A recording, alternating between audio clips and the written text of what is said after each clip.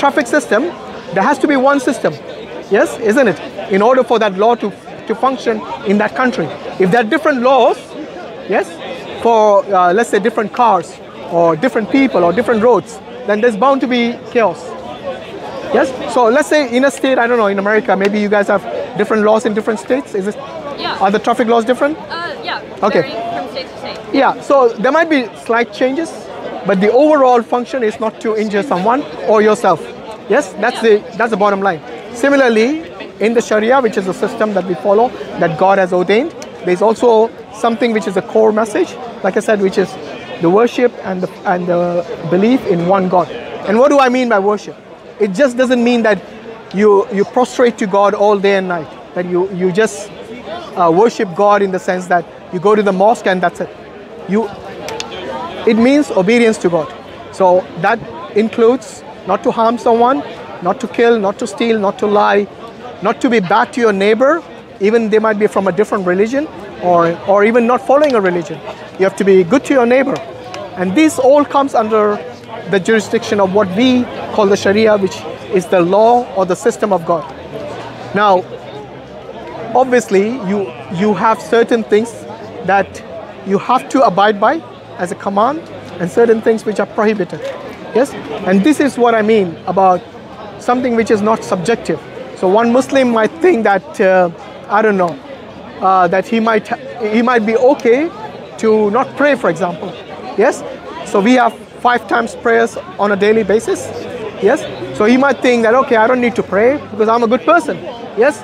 I don't lie, I don't steal, I don't harm someone. I'm good to my family, good to my neighbors, but I don't want to pray. Will that work? No, it doesn't.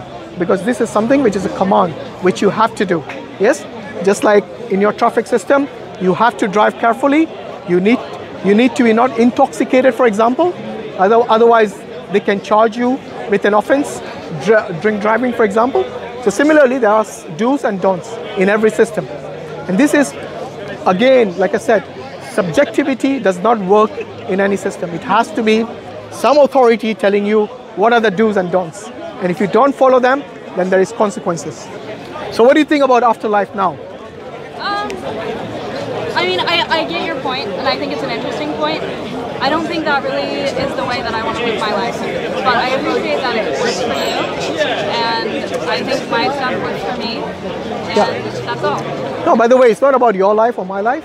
It's about the good of everyone. Yeah. So say, for example, there is a life after death. Yeah? Yeah. I don't know if you believe in God, because he does. I don't know. Are you some days I do, some days I don't. Are you on the fence? Yeah. Okay, that's fine. Agnostic, but not but not atheist. Not atheist. I think it would be, yeah, anyways. Fair enough. So let's say there is a life after death, yeah? Yeah. And, okay, let's start with the opposite first. Let's say there is no life after death. Okay. That you and I die, and that is the end of us. Yes? Okay. The end. So we both become dust or whatever. And regardless of what I believed or regardless of what you believed, yes, it does not matter because our life ended when we died and there was no life after that. So everything that we believed is irrelevant, isn't it? Yeah. So we both basically end up in the same situation. Yes? Yeah, we both end up in the same situation. And there is no loss on either side. Do you agree? There's no what? There's no loss on either side. Yeah. Yes.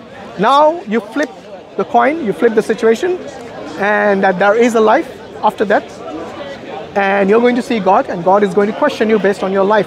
Did you did you go about your daily life based on the commandments that I gave you, or based on your own whims and desires? Okay? And then God is going to question you. How would you respond to God then? I think if I never truly believed that God gave me... Sorry, I can't hear you. Okay.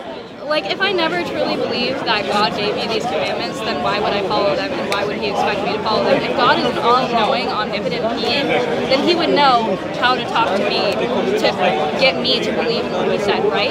Yeah, he does know how to talk to you. That's the reason I mentioned earlier that you had prophets and messengers who brought to you the message of God, which is the scripture. So as Muslims, we believe in the Quran. And in the day of information, ignorance is a choice. Yeah? Okay.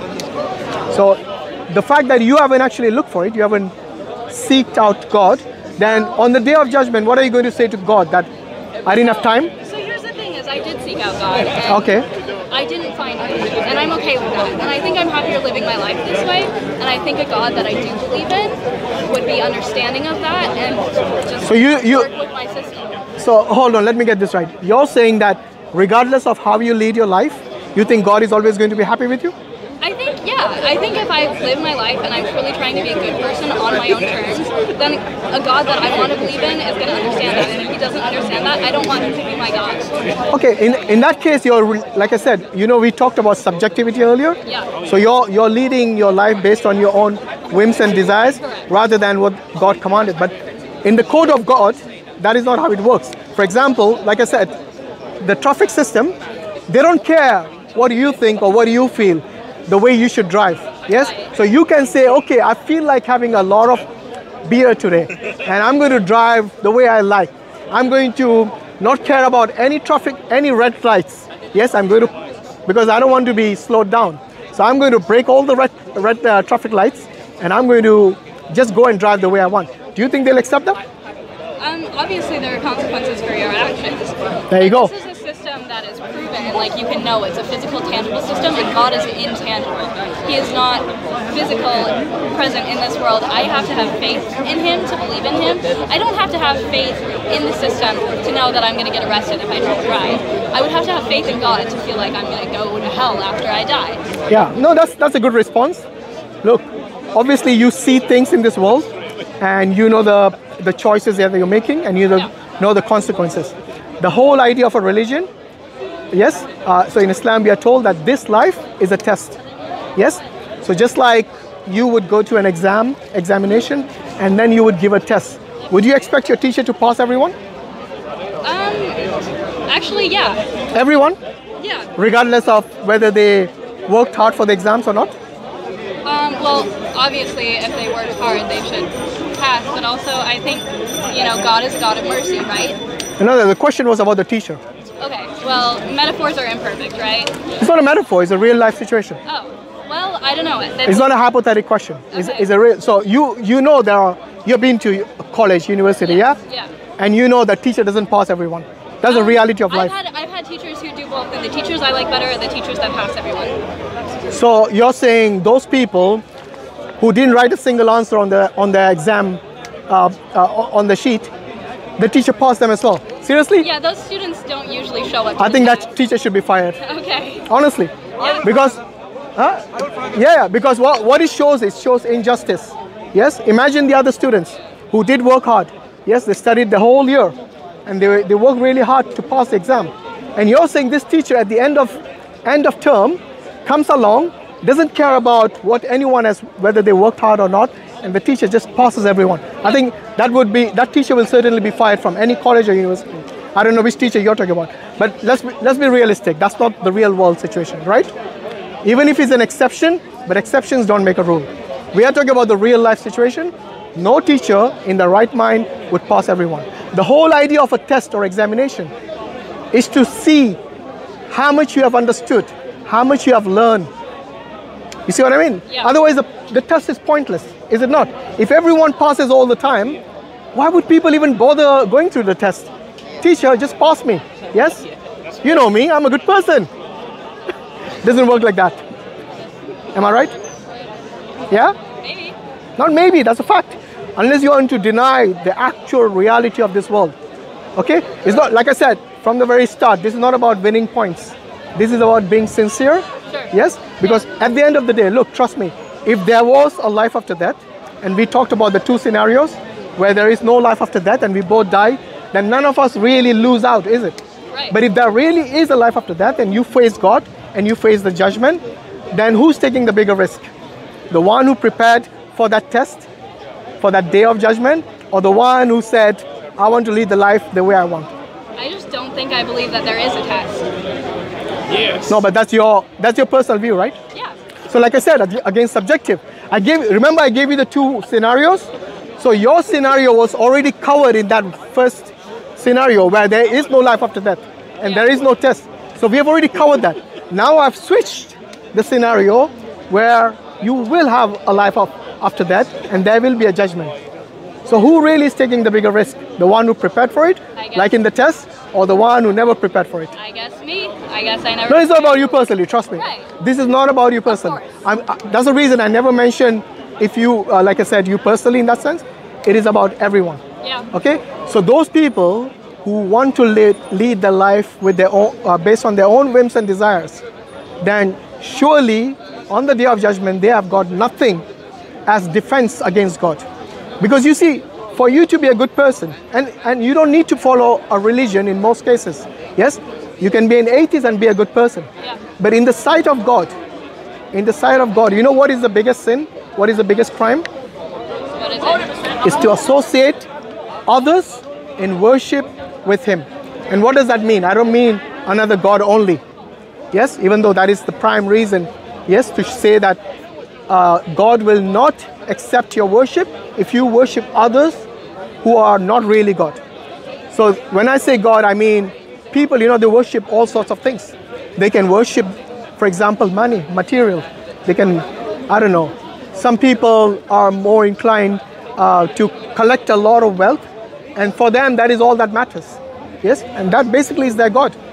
They have made that their God because they worked hard all their life, and that was the prime focus. Yes? Yeah. And a God is someone who seeks adoration, who seeks your attention. So this is what I'm saying.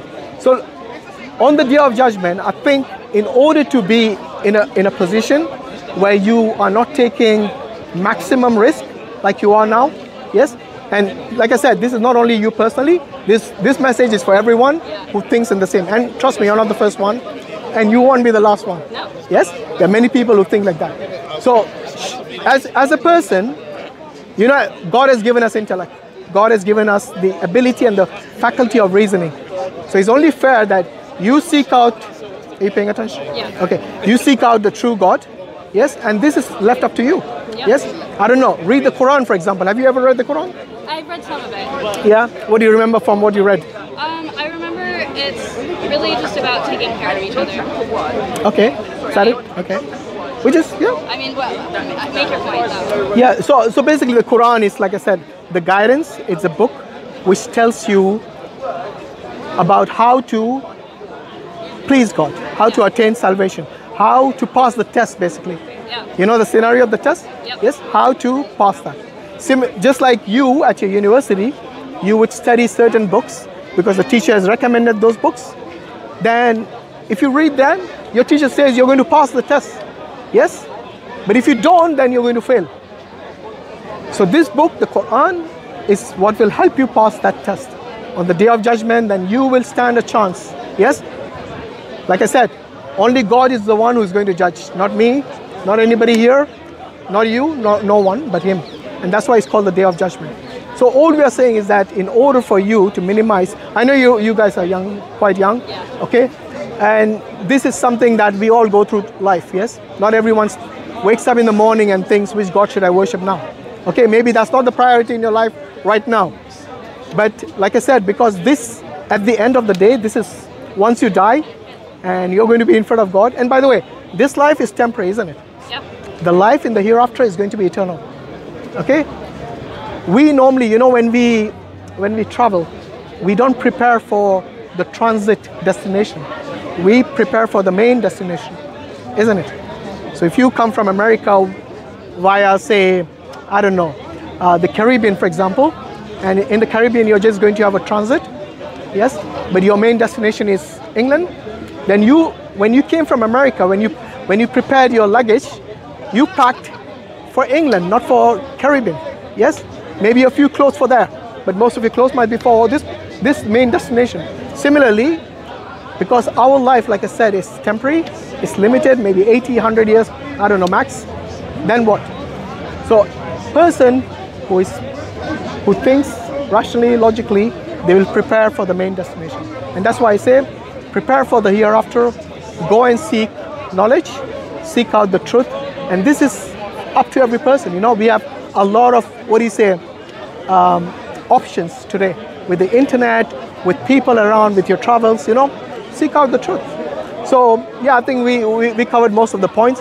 You guys got any questions? I think, no, No, but thank you for a good discussion. Yeah. Would you like a free copy of the Quran if I give you? Sure, I would take it. Yeah. You? Yeah, I like free books. I got one. You like free books? Good.